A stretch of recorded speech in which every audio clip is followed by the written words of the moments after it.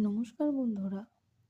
মানুষের জীবনে অহংকার কিভাবে কত জীবন শেষ করে দিচ্ছে তা আমাদের ধারণার বাইরে। অহংকার মানুষকে এমনভাবে অন্ধ করে এবং এমনভাবে জ্ঞানহীন করে তোলে যে সে কি ভালো কি খারাপ সেটা বোঝার মতো অভিজ্ঞতা তার রাখে না।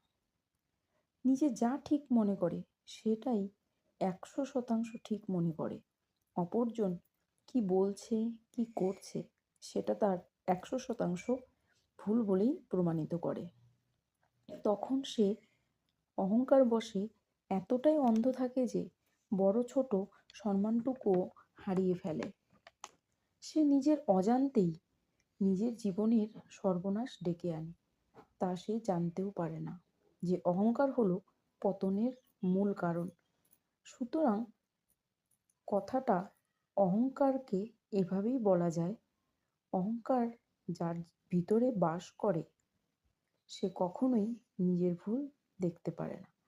সে নিজের দিকে সবসময় থাকে অন্ধ, আর অন্যের বেলায় হয়ে যায় সে বিচারপতি।